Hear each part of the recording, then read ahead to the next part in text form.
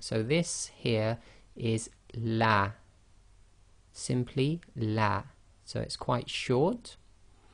Now I'm going to rewrite this. So this is written with a lam with a fatha, and we've added the alif to it. So now we've got lam alif, and this is known as a long vowel, or it makes the ah sound too long, and we'll cover this in a lesson in a later lesson where we'll concentrate on the long sounds. However, for now, if you just remember, this is actually too long. So we have on the right hand side we have la, and on the left hand side we have la, the first one being one long and the second one being two long. Now in grammar, the single length la is used for affirmation, i.e. to affirm something, and the two length la is used as absolute negation. So when you say la, it means absolutely not, and when you say la, it means effectively there is. So if you say your shahada and you say la ilaha, so you make the first la one long, you are saying there is a God other than Allah subhanahu wa ta'ala. So you have to be very careful. What you should be saying is la ilaha, because you're doing absolute negation. There is no God other than Allah subhanahu wa ta'ala. So you can see here, just by getting your lengths wrong in your shahada, you could be effectively saying the opposite of what you should be saying. So this is why lengths are very, very important, and the la and the la in your tajweed is very, very important, because most of these sentences they're used for are either affirmations or absolute negations. Length of short vowels with lam. So we're going to do an example of all the short vowels again, just with the letter lam. So here we have fathah, and we get the sound la, la. Here we have lam with the kasrah, giving the sound li, li. Remember to smile. And we have the lam with the Dummah, which gives the sound lu, lu.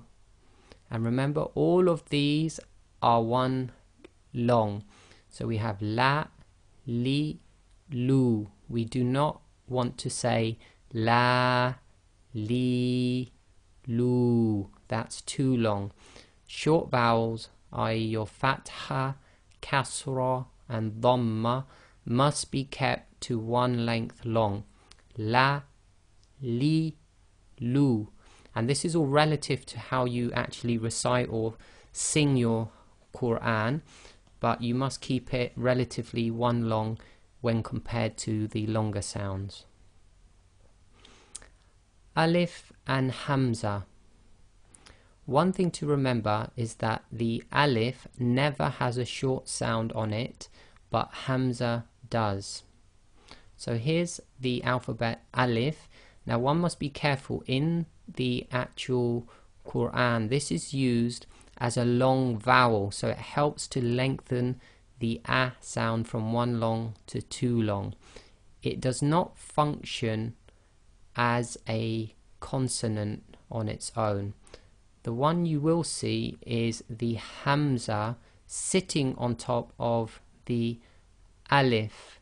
So here we have Hamza on an alif with fathah, Hamza on an alif with a kasrah, and Hamza on an alif with the Dummah.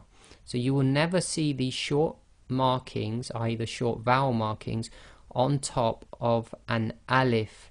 When you see them on top of this alif sign, it will always be a Hamza. Now in the Uthmani script, they will show you these small Hamzas when they're there, i.e. when it's actually a Hamza. In the Majidi script, sometimes they drop the little Hamza sitting on the alif, but they keep the alif sign itself, so it ends up looking like the long vowel alif, but they will still be Hamzas. And we'll do a detailed analysis of the Majidi versus the Uthmani script towards the end of our webinars or the end of our Tajweed course, so you need to be a bit patient with that. But just be aware, in proper Tajweed technical terms, the long vowel alif can never have short vowel sounds on them, because it itself is being used as a long vowel to lengthen the length of generally the Fathah sound. So these hamzas with the Fathah, Kasrah and Dummah give the sounds a, I, u, a, I, u. And this is hamza on its own. So this is a. Now for this example, we've drawn the little hamza above the alif when it carries a kasra, and that's just to get you used to hamza sitting on an alif. We'll see later on when we do this in more detail, this little hamza will switch and it will be underneath the alif. So normally when you have the hamza and alif with a kasra underneath it, the hamza will move to the bottom of the alif. So we've just drawn it here just to keep things simple at the moment. So in correctly written letters, this hamza will be at the bottom when you have the kasra on it. The hamza will be on top of the alif if it carries a fathah or a dhamma. When you have the hamza on its own, it can have the fathah, kasra or dhamma on it. So we've just drawn one example here giving a. So again, these are all hamza. A final note on the short vowel fathah. In this lesson we have only introduced the short vowel sound, so we haven't really done a proper analysis of those short vowel sounds on every alphabet. We've only just touched on it, so it's just an introduction to get you used to what the short vowel sounds are. In the future lessons dealing only with fathah, so we're going to have some lessons that are very in depth on the pronunciation of fathah with other alphabet and how it is applied to each alphabet.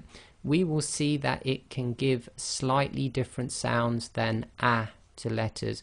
So this is one thing to be aware of. When you're putting the fathah on top of alphabets, the sound will actually not always be an a sound, and we'll cover that in the lessons later on. And it's something to do with what we call tafkhim and tarqiq, which is fattening and thinning of some of the alphabet letters and their sounds. So in conclusion, we have learnt what fathah, kasra and dhamma are and how they function. We know the importance of pronouncing the short vowels with the correct sound length. In future lessons we will learn how to pronounce the entire alphabet with each short vowel.